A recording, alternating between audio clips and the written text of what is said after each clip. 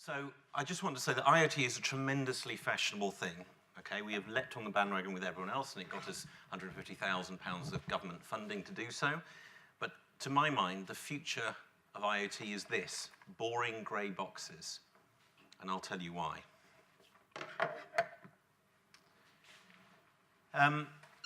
OpenTRV, since I was here last, we've got a logo. We've worked out that we're a social enterprise. We've got a little bit more money, so we're actually doing manufacturing of valves this winter. But we've also got far enough in a funding process to realize that we're driven by carbon, but we're also very interested where we can't improve carbon, improving health using the same technology. And you'll see later this involves making buses work better, saving you 300 quid a year off your energy bills, or if actually you run out of gas periodically, making sure that you make the gas go longer so you don't get ill. IoT and carbon. So let's see if I can operate this. No, fail. No, also fail. What is full screen on this thing? Control L. Oh, wonderful. Thank you. Thank you very much. Technical support there. So I'll tell you about OpenTRV itself. The name is TRV thermostatic radiator valves. Any of you have those things at the end of your radiator that say star 1, 2, 3, 4, 5? Right. And they are great because they let you regulate the temperature room by room. They save a lot of energy. They keep us comfortable by regulating temperature rather than trying to balance flow. But our building regulations are still based on understanding to what technology was capable of about 30 years ago. So having a single thermostat in your house and a boiler which puts hot water around the pipes whether or not anything actually wants to use it. And then at best now in each room saying, oh, I'd like it around this temperature, and if the water is flowing, then it can regulate it up to that temperature. The problem is that out of the UK's entire carbon footprint, something like 20%, and it depends whose numbers you use and so on, but about 20% goes into heating people's homes in the UK. And the really sad thing is that half of that is completely unnecessary. So OpenTRV's aim is ultimately across the whole of Europe. It's a slightly smaller thing. It's about 8% that we can say we're there. But our aim is to get on, say, 80 million of the 100 million radiators across the UK, or 400 million of the 500 million radiators across the EU, and save this chunk. This would be like, I don't know, closing down all the remaining coal power stations or something. It's really quite a dramatic thing. And we're aiming to do it for £10 a radiator that you can fit yourself and that you'll get your money back within a single heating season. So I had to pitch our product to a billionaire the other day, as one does. And furthermore, a billionaire that happens to be a friend of Nigel Farage and thinks that climate change is a hoax. Possibly not in the same way that the man with the hair in the States thinks it's all trumped up by the Chinese. But anyway, he thinks it's a hoax. So I gave him the pitch, which is all about saving money, not saving carbon, and he thought it was great. So the point is, you don't have to be a hippie with a beard to think that the fact that we are wasting 10% of all of our carbon emissions is something that's good to fix, and doing it at a price where anyone can see a payback within a year. And so we were developing this thing. This all came about because I was talking to the chap who became the chief scientific advisor at the Department of Energy and Climate Change. And we were talking about lots of easy ways that we could save carbon. And one of them that kept coming up was home heating, because it's pretty dumb. And it's no good making it smart by having improved controls at your boiler, like timers. So I got some figures the other day in a sample of social housing in Westminster. So we're not talking third world, not even if you go out to Croydon. Sorry, no one will understand that joke here. They said that when you had a really old central heating timer control that just had little metal pins in for when it came on or didn't come on, about 4 out of 100 users would bother touching it. As soon as you had one with an LCD display, that dropped to 0. And the Department of Energy's own surveys say that most people won't touch their heating. They're frightened, or they're not interested until the point where a large bill arrives and then they're very annoyed, or when it breaks, right? So most people are frightened or bored by their heating system. So it's quite clear that current systems don't work. So if we build a system which has this much electronics in every valve, and this, by the way, is about the same computing power as a Spectrum 48K, if anyone remembers one of those, but runs on a millionth the power, so I can run this for 2 years on a set of AA cells, and it has a little radio in it, okay, and it's got a memory in it, and it's clever enough to work out what, when you typically use each room in a day, all right, I can put that much in it and possibly network them. Suddenly what we've got is Internet of Things. And what forced us to think about that was when a nice offer came up for a government competition to do an Internet of Things project. And we thought, actually, that is what we're doing, surprisingly enough. And so we didn't come into this because we leapt on the IoT bandwagon because we thought, oh, IoT is really nice and we must go and solve a problem with it. It's because we are trying to solve this problem, to do our bit to make a difference to climate change, at a price where it's realistic to expect people to do something about it, and that makes IoT. So now I'm going to come on to our, it depends what my next slide is. Let's see if, all right, so our solution is, most of you have got these. Out of the 26.5 million households in the UK, 20 million odd are on the gas grid, have gas-fired central heating, and have these on the radiators, or should do by building regs. And they're very simple. It's a bit of plastic, a bit of metal, and a ball of wax. Literally all it is a ball of wax that does the temperature regulation. But since those Department of Energy surveys say people will not touch their heating controls, they will not interact with it, most people will not turn the heating down when they leave a room or even leave the house, then they need some help. And high energy prices haven't done it. So this thing, which has the equivalent of that board in there, observes when you are in the room or not, and essentially when you're not in the room and you're not likely to be back soon, turns the heating off for you.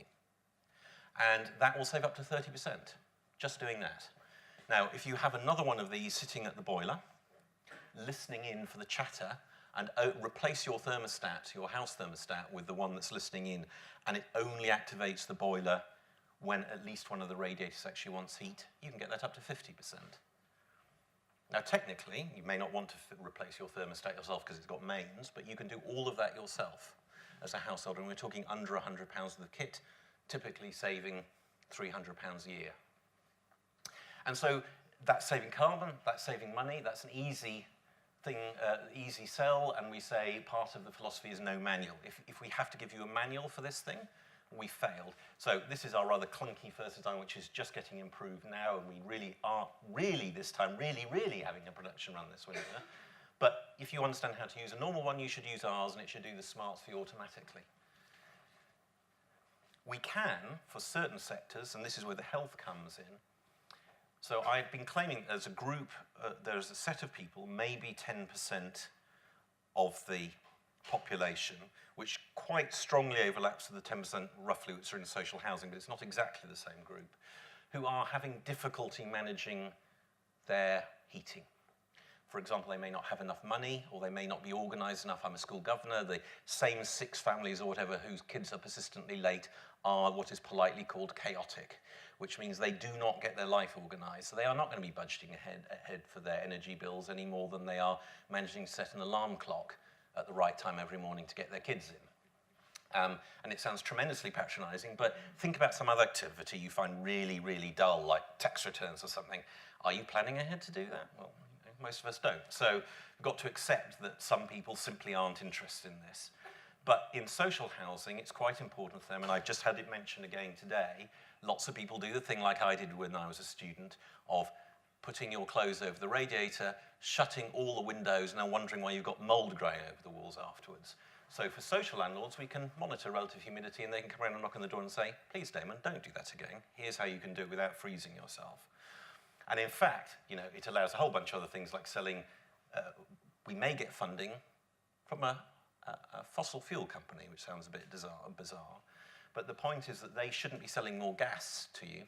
They should be selling you health and heat as a service. And if they do it better, they actually make a bigger margin by getting more efficient and selling you less gas. An example of how this can work is supposing a local authority is required to provide street lighting. They're required to provide a certain amount of street lighting. Supposing you go to the energy company, this has happened in various places, and say, you provide the lighting. Now it's in the energy company's interest to make the lighting more efficient, so they keep more of the energy for providing the same service. And you can only do these sorts of things when your stuff is smart. Right, so sorry I got distracted slightly. So here's another problem, and this came up in the launchpad. We wanted to find another way of proving that this technology which we developed was going to help solve some problems. There's a big issue in Internet of Things that most of the people at the apps and software end, maybe 80% of the people and 80% of the money is at the apps and software end, because software is easy, you know, you just recompile. Only 20% of the people at the hardware end, and I was at a place yesterday where there were a mixture of hardware and software engineers in the room. I said, who gets paid more for equivalent levels of skill? Oh, it's the software people. So, and by quite a big margin, it's been true for at least 30 years. So the issue is, if we're going to make IoT work better, and there's things like security and so on, which people tend to do as an afterthought, we need to make it easier to do the right thing. And we're trying to find with our Launchpad project, what can we do, which is a very different area, but which demonstrates that we need many of the same common services for. And I'm not allowed to mention the name of the organisation that does transport in London, officially. But that organisation spent in 2007, 2008, while the world was crashing around our ears, and yes, I was at Lehman's at the time, spent £117 million on a system to be able to track all its buses in real time. But it has no idea where any of the people are waiting for these. It still doesn't know where any of them are. So what we're trying to do in this project, this part of the IoT Launchpad project, is to provide cheap sensors. And literally, I was trying these in the various holes in bus shelters at the factory. They have them made in Hayes yesterday, forcing these boxes into various holes that we'd looked at on the technical diagrams and saying, which of these could we fit our sensors in? So the idea is that someone in a tabard, not a Sparky, not someone who needs any particular skills, just opens up the unit and shoves one of these in, and nothing else has to happen for 2 years. In the meantime, this is talking back to base now. In here is a half-wired up GSM card, but we intend to use other technologies as well. But there are a number of things we want to do which should apply when you're doing IoT in the home as well, like security. So I was talking to the managing director, technical director of a company which makes heating systems. They said, yeah, it's secure, it's light wave. Not both in the same sentence. So the light wave protocol, for example, which is perfectly good as far as I know, is completely open. If I stand outside your house, I can see everything your devices are doing, and I can override them. And if you take our current technology, and before we are in the situation where we're in every nursing home in Europe, I do not want a bored teenager to be able to turn on a radio and jam them all, or equally work out who's in and who's out by whose radiators are on. So security is quite an important thing. So one of the issues we're sorting out here is securing the link from a device that looks just like this, which is the power of your ZX Spectrum, and it has 32K of code space. You know, it's not a lot. Securing it so that the data can travel ultimately across the internet, although actually we hope to catch it halfway and do the rest of the different technology, but travel over the internet and secure. Now, why does that matter for bus stops? For heating, yes, because we don't want teenagers turning off everyone else's heating because they're bored. For bus stops, well, what I'm trying to do is say, yeah, there's someone at the bus stop, you should be running buses now, or there's lots of people at the bus stop, you should be running extra, or there's no one at the bus stop. That's generally fine, and we'll actually tweak that data if we possibly can in real time as well. But what happens at 3 in the morning when there has been no one at the bus stop, and suddenly someone turns up at the bus stop? Now, any mugger who's worth their salt and can run a phone should be listening into those Twitter channels and say, oh, I can go and mug someone There's no one else that once someone has just turned up on their own. So even that innocuous data needs securing, particularly at certain times of the night. So we are applying some of this same technology in these two areas. So this is what connects buses and heating and your wealth. So what the pitch I did to Innovate UK, I had this block of bricks. This is great. This is 50k a brick. I gave this talk somewhere else, and someone started taking my stack of bricks apart to see if there was gold in them or something. The idea is, and I have the very bricks in my backpack here. The idea is it's got to be possible to plug something together so that I can take a box. I've got a board, and in fact, if anyone in here looks carefully, you'll see that in fact all I've got is an Arduino board, but very much on the same principle, and our stuff thinks it's an Arduino. Take a power board that's appropriate for your environment. So it could be batteries, it could be energy harvesting, it could be mains if you've got it. Plug in a microcontroller board for the brains of it, and you should be able to pick one which has got the appropriate amount of brains for the job to get the price right. You choose the radio module you want. So in this case, it's GSM, which is cellular radio, mobile phone, but that's far too power hungry for most of them. So we've got other plug-in radio solutions. And then you say, oh, the two things I want to sense or control today may be temperature and relative humidity. That was because we wanted to put those in here.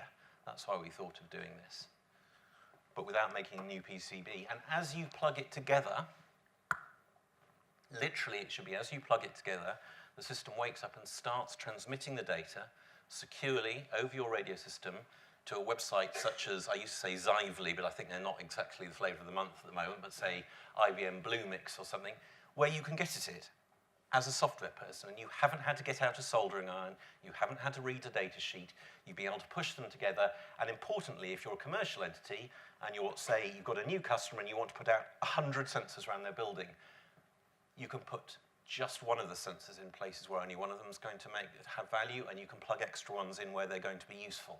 And that means your deployment cost might go down from, say, £150 or £1,000 sometimes per site, down to we're hoping, well, this bit should come in as a tenner. So maybe you're talking a tenner to 20 quid for a site.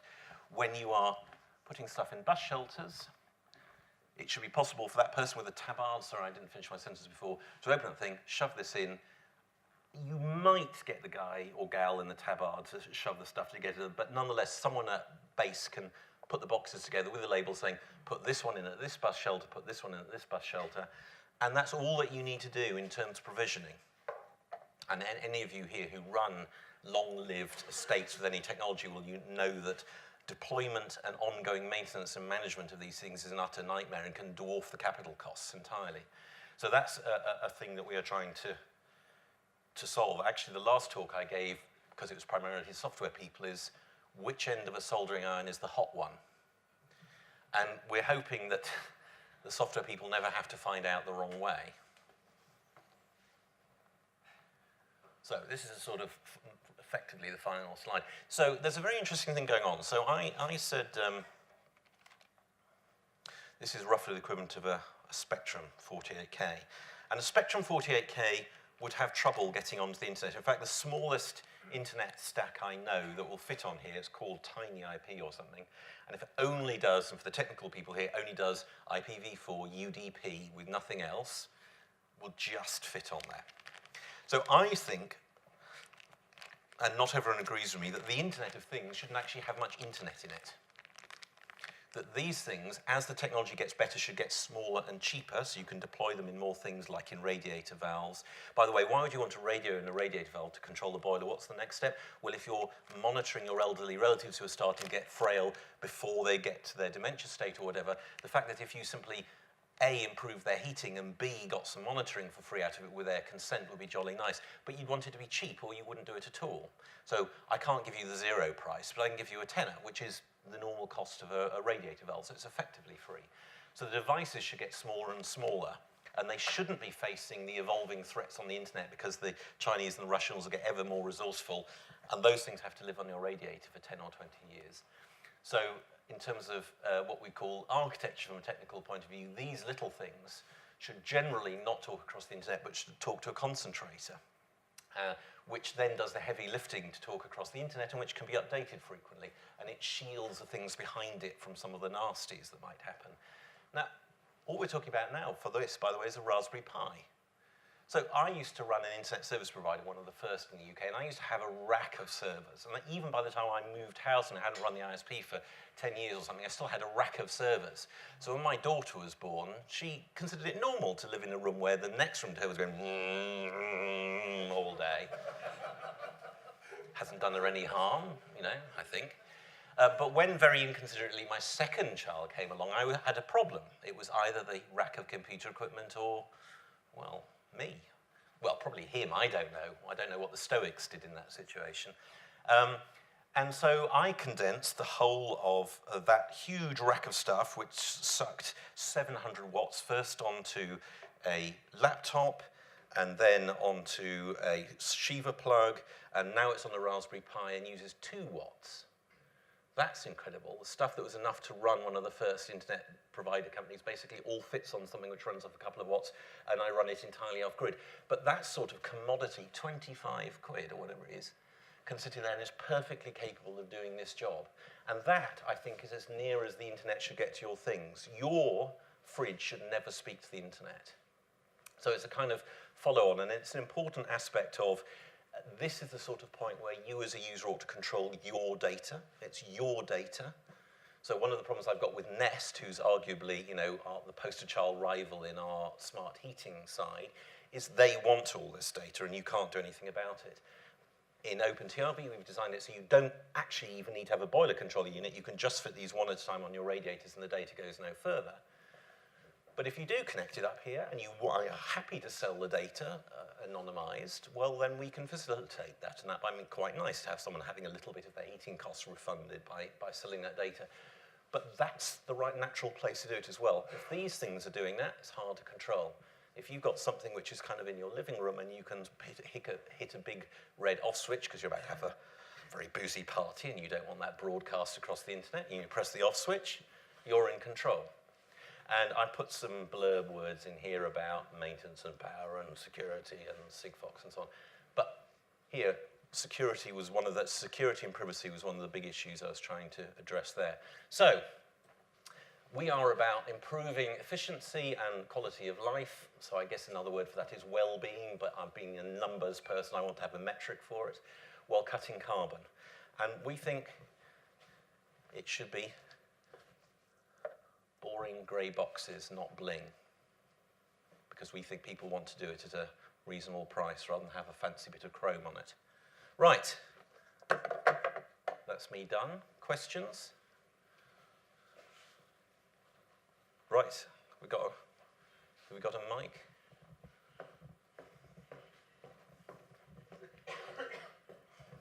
Sorry, I always have an opinion, having been through what I've been through. Well, I thought it was particularly pertinent for the things you were talking about, yes. If the way I see is managing your own home, and everybody looks at things from the perspective of managing your own home.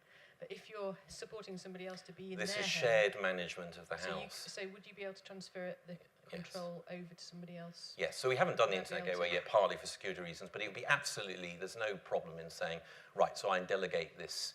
So my neighbour's now got dementia, and her son, she's given him power of attorney for money. So there's no reason why she shouldn't give him the equivalent power of attorney for the heating system. Yeah. And from a technical point of view, there's no problem there. We've got to get the security right, so other people can't tamper with it or see into it, but that's not a huge issue, having solved some of the other ones. It doesn't have to be a big step, it's just a case of, it's just another part of the support mechanism that you put. First, I think the way we're going to sell this to people, and I haven't developed our plan for this, but the way I see it first is, so our first market is going to be social housing, where the landlord will keep an eye on vulnerable people. The landlord will fit stuff, it'll be by agreement. But in the retail market, I think we'll first go to people and say, you can control it yourself, you can let your elderly parents, whatever, continue to manage it, but you can observe it and you can monitor it. It's got things like activity sensors, so if you suddenly don't see an activity for a weekend, you call up and say, oh, you're right, Dad. Right? The poster child of Internet of Things technology is a chap called Andy Stanford Clark from IBM, and he keeps saying, and I don't know if he's done this for real or it's merely a thought experiment, that he knows his dad always has a cup of tea at 10 in the morning. So if he doesn't see his dad go into the kitchen at 10 in the morning, he should call them and say, are you all right? So that's monitoring. And then the final stage is you hand over control and say, all right, look, I'll just run it for you and make sure it's okay. So it should be possible to do anywhere on that spectrum. Any other questions for Damon? Hi, David Selwyn with the open source group BCS. Just for information, 2 bits that might be useful. Please. I know of at least 2 encrypted schemes running over Twitter. One's from Royal Holloway that was done away a couple of years ago, off the shelf, ready to go. We'll have a conversation. Yep, please. The other one is, there's 2 things that might be of use to you. Currently, PA are doing a large consultation for the government for the new schemes for electricity. Yep. So you should be at least aware of Yep. that. And the other thing is, presumably you've got other little blocks that you're going to put onto your ecosystem. Would you like to say something about those if you get the funding? Well, officially not, because I shall worry my investors if I talk about other things I'd like to do. Look, one of my, maybe this isn't what you're talking about, maybe it is. Well, another huge thing I'd love to do is all the dynamic grid interaction stuff, dynamic demand, and so on. Basically anything which helps save carbon or make better efficiency. Now, I don't know if any of you in the room, who knows what dynamic demand or demand management is on the grid? Right, okay, about 2 of you, 3. So the idea is they've got 2 ways. If the grid is short of power for some reason, a power station goes offline in a hurry. So the last time we had a significant blackout across the UK, 500,000 people got cut off the grid because first our big nuclear power station and a bigger coal power station failed in short succession. This is, by the way, the people who love nuclear and coal will tell you this can never happen. Well, it was the last time we actually had a significant power cut. And at that point, the grid either has to go and get a bunch of other emergency generation turned on, which you can do a certain amount of, or it has to pay people to stop using electricity, which it also has organised. So both of those exist. Now, a lovely example of how you could do this is we're controlling your heating for you, okay? Supposing we get into all 20 million homes that have a central heating boiler. Each one of those is typically, even if it's not generating heat, is using 50 watts to run a circulation pump and a fan and, you know, bits and pieces of electronics, 50 quid. Well, supposing we could turn them all off at once when the grid was having a bad hair moment. Now, 20 million times 50 watts is a gigawatt, all right? That's actually, the national grid only has 2 gigawatts of contracted instant demand removable load in industrial users across the whole of the UK. So in principle, we can provide half as much again just by turning people's boilers off for 10 minutes, which is enough to fire up another diesel generator or whatever, a whole bunch of them. So it's, in principle, amazingly simple to do with the technology we've got. Now, I don't have time to do this because I've got to concentrate on doing this, but luckily for me, a friend of mine who is very good at it has raised £1 million out of DEC and Innovate UK to work on another fraction of that idea. So it is getting worked on, but that's exactly the sort of thing that I would like to add in, because we already have control. All we now need to do is listen out for the mains frequency dropping and do it, and we would make a huge difference. And for all those who like renewables, it allows you to put more wind and solar into the grid, because if that falls away suddenly, the central heating drops out for 10 minutes. No one notices at all. And it's quite conventional in other countries, by the way, to do what's called ripple control of heating, where the grid will turn heating off briefly, often for heating hot water in such circumstances. So that'd be another thing I'd love to do with this technology, but I'll be told off if I spend time doing it. Any other questions? No? I've bored everyone rigid. Right. Fantastic. Thank you very much indeed, Damon. Can we have a big round of applause?